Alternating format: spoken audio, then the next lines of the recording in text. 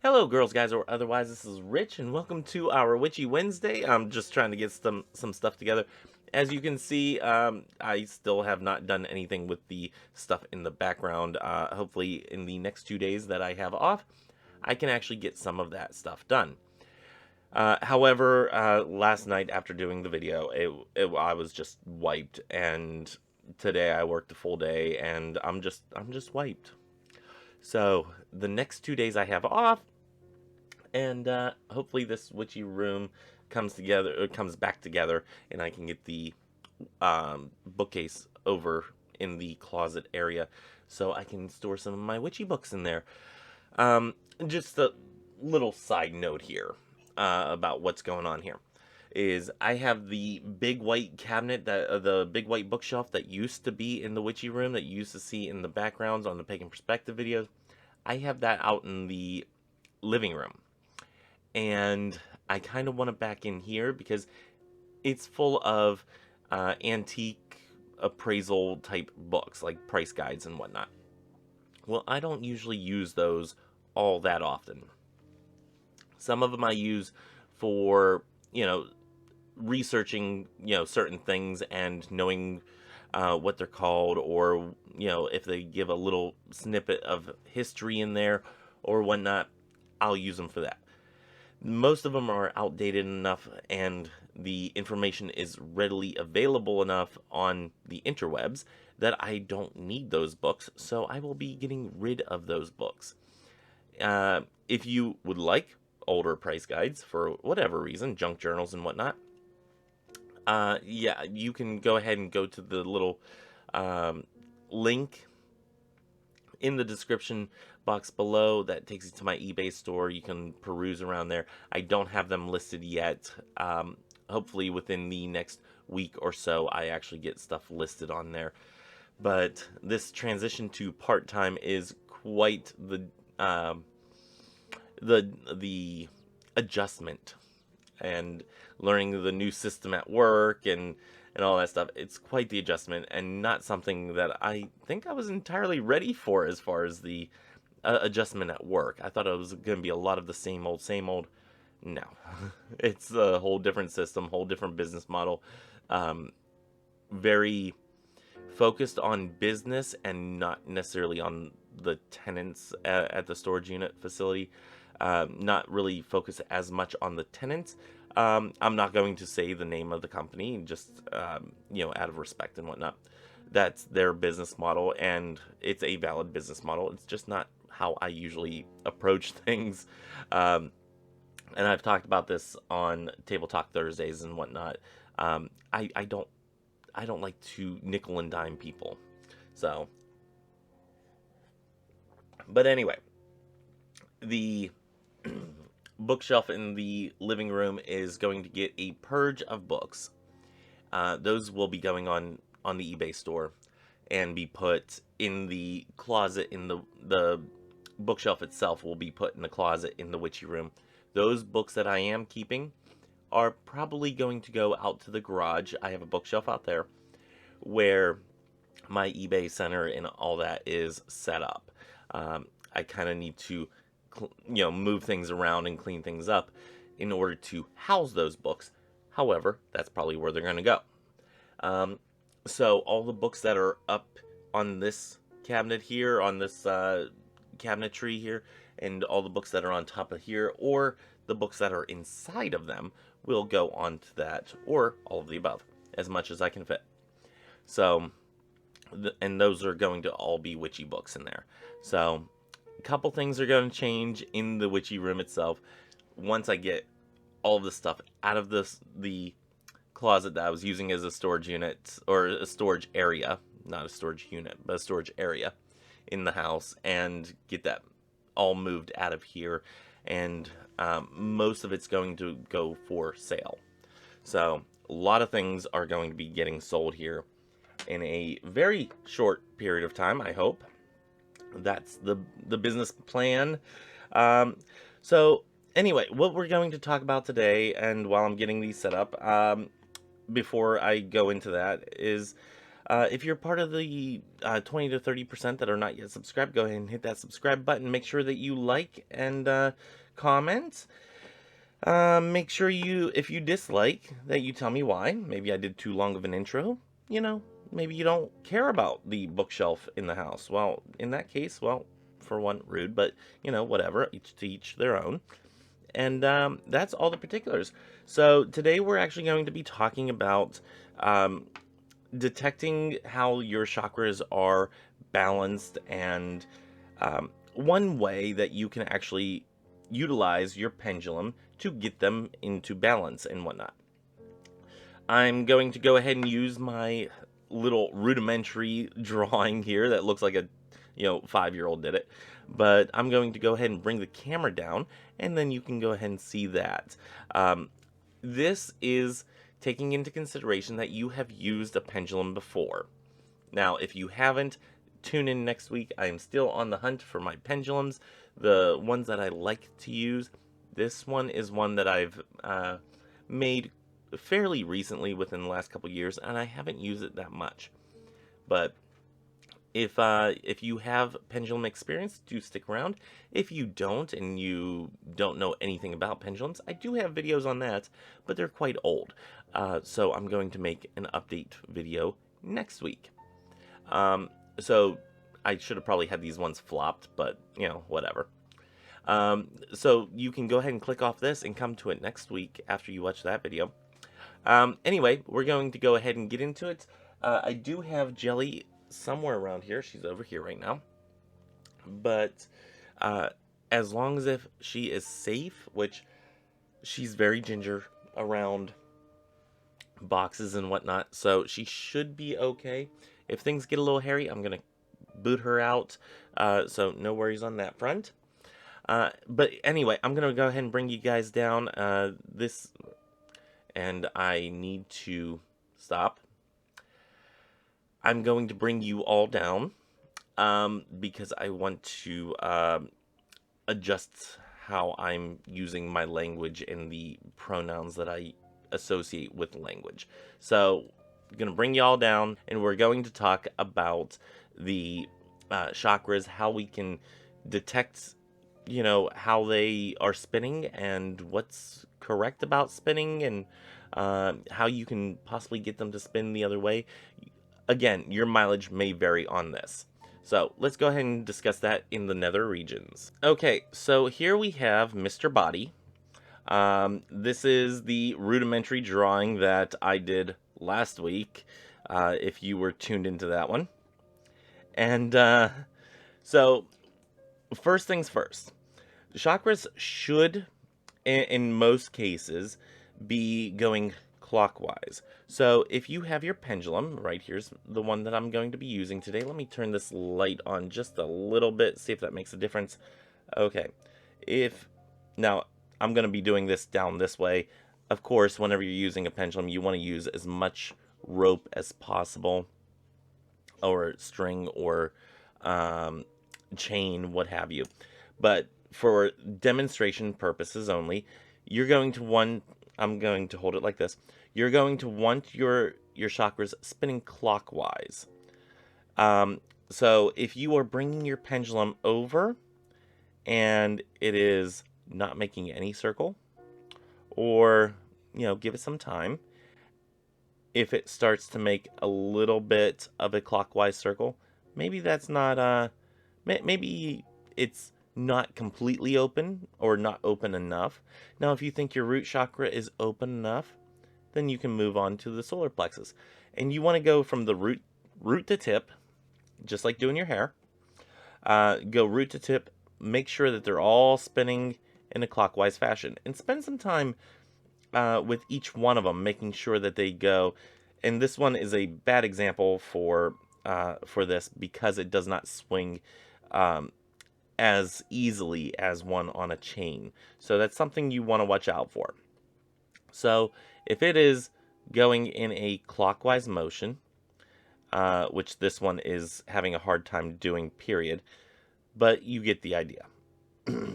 If it's going in a clockwise motion, good. In most cases, some people say, it depends on the person and whatnot. It depends on which way you're looking at it.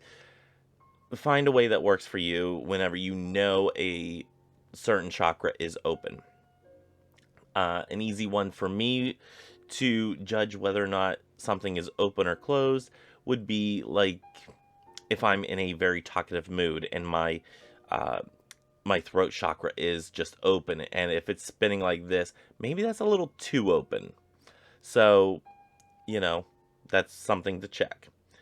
Another thing to check is if it's spinning just a little bit and you think that needs a little work, and then come back and see how that work has affected. Maybe it's spinning a little bit wider of a circle. The main goal is to get these chakras open enough that you can receive messages from your higher self, deity, guides, whoever, and that it comes into the third eye so you can pass those messages along or learn from them, and that it connects you from the upper beings, the like I said, the divine, higher self, your guides and guardians, what have you, and that it connects you to the ground, what really roots you into the ground and whatnot. So that's something to check. If it's nice and open, if it's just spinning freely and they're all about the same height, or same width, diameter, whatever you want to call it, of the circle, then that's good. Everything's operating in the same, sorry for bumping the mic there, everything's operating the same, everything's nice and open, everything is pretty much flowing as it needs. Now, there are times whenever you need to close chakras, because maybe, the heart is spinning freely, like way too much, and you're like just overly emotional. But then you have this one that's just spinning, your throat chakra just spinning a little bit. That means that everything's basically, or everything that's coming up is basically getting stuck at the throat chakra, and that's being blocked. Maybe you have at the solar plexus, you have a little tiny one, so everything that's coming down is getting stopped at the solar plexus. So that means that you have blockages. Whenever you have a little tiny, it basically creates a bottleneck effect. But you basically have all this energy that's, centered around one area, and where is it to go? Except through the way that you express your daily life. So, in order to combat that, sometimes, and this may not work for everybody, and I don't personally practice this way. This is something that I have been taught and that I pass on to you guys. This is not something that I do for myself. It's just not the way that I work with them. I would rather work with the individual stones, hold them for a little bit, and meditate on that, and basically judge for myself when a chakra is open enough. And I'm doing all these hand gestures down here, and you can't see any of it.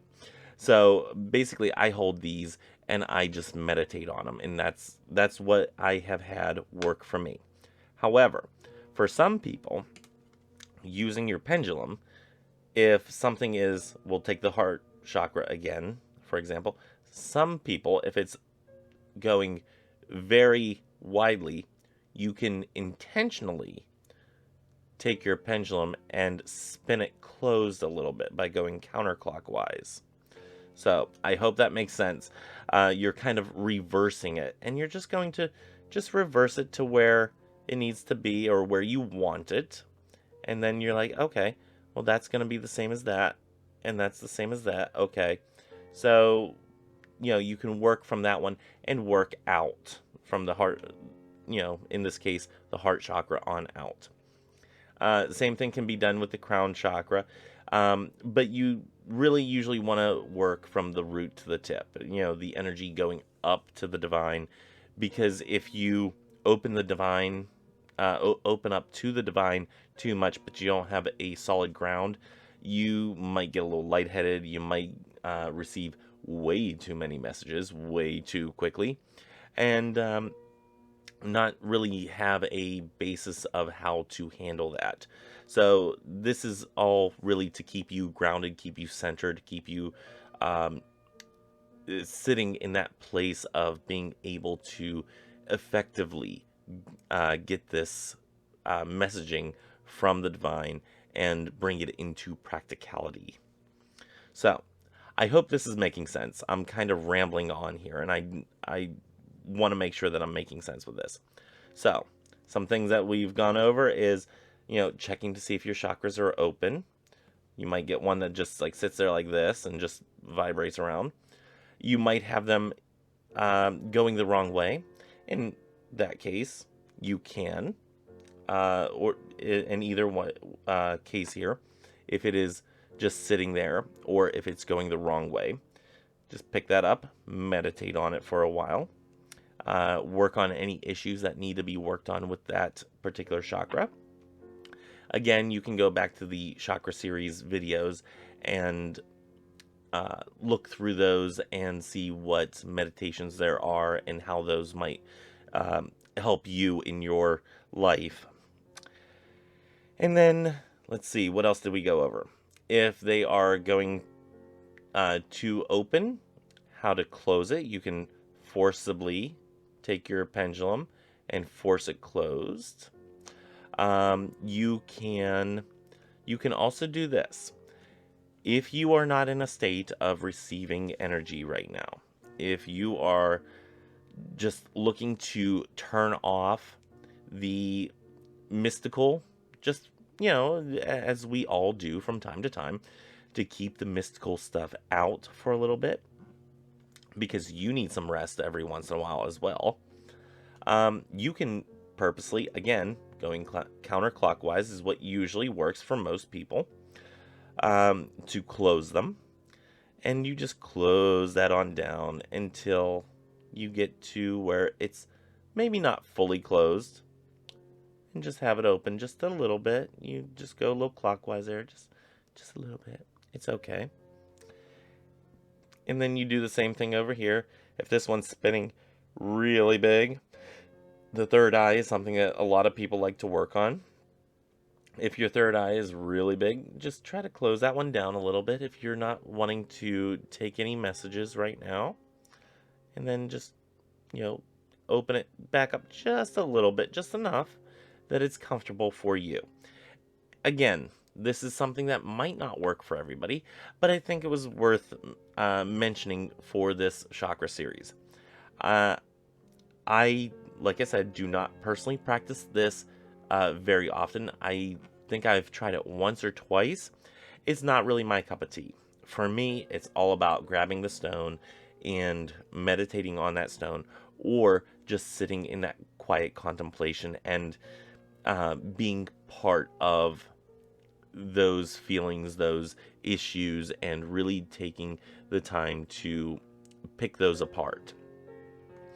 Another thing that you can do, if this doesn't really work for you, this rudimentary drawing, I was thinking about it earlier on my drive home, as I tend to do. You can take a picture of yourself, a full-length picture, print it out on an 8x10, photo paper or whatnot, and you can put the different colors. You can draw it as a humanoid type person, or you can actually have an actual picture of yourself, and you can put in where the chakras are on yours, on your personal body.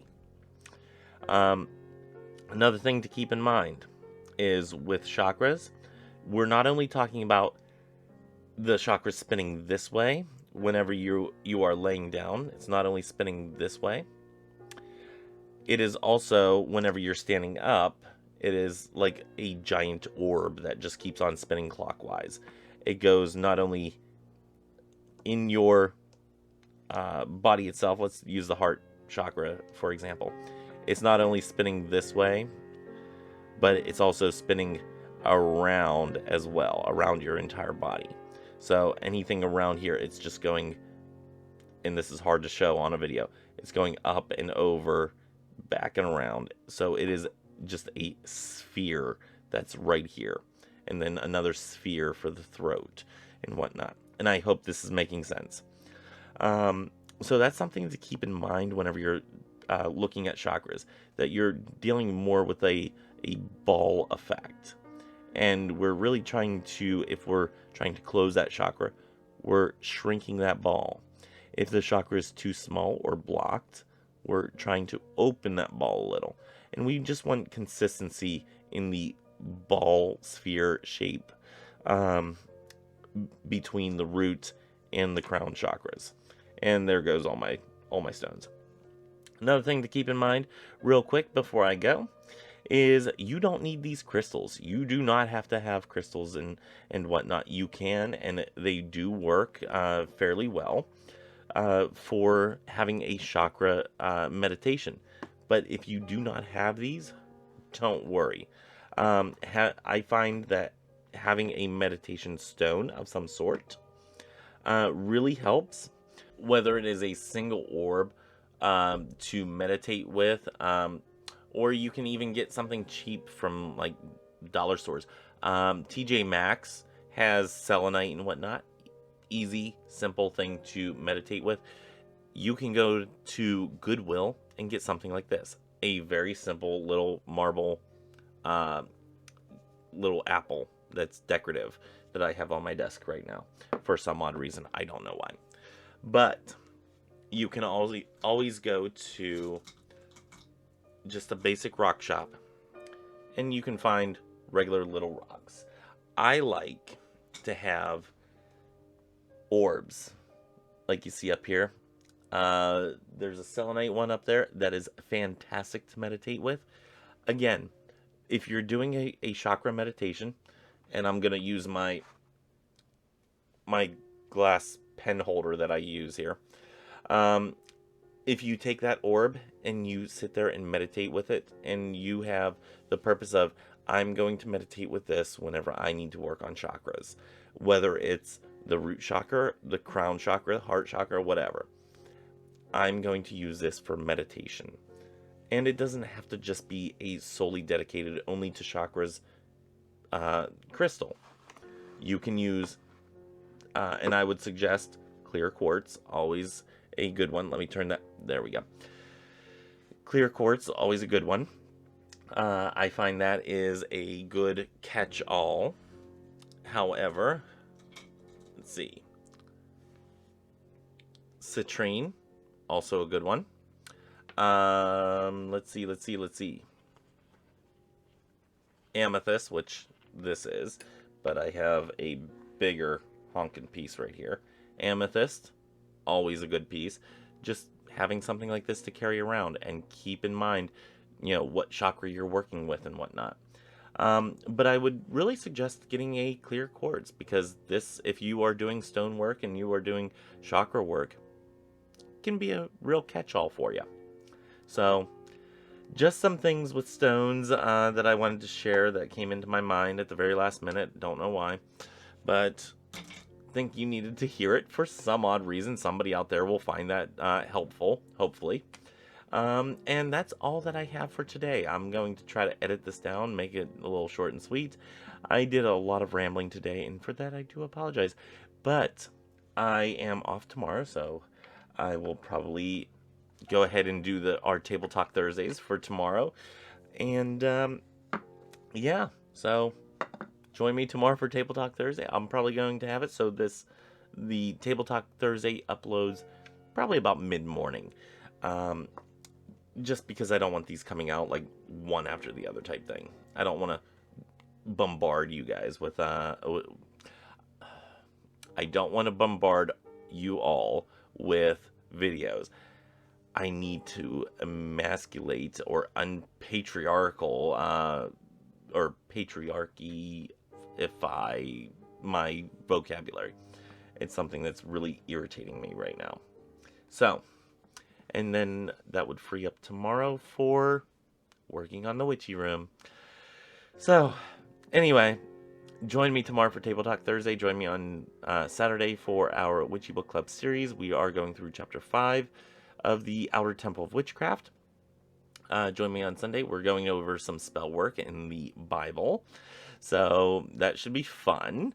And join me on Tarot Talk Tuesday for the Three of Wands. And join me here next week on Witchy Wednesday for talking about pendulums. And probably more so why this one isn't a great one for chakra work. But it should be perfectly fine for my use, because most of the time, and I'll say this next week, most of the time my pendulum swings back and forth, not in circles. So mileage may vary. We're going to talk about that next week on Pendulums for Witchy Wednesday. Until then, may you have love, hugs, and ladybugs. Bye-bye.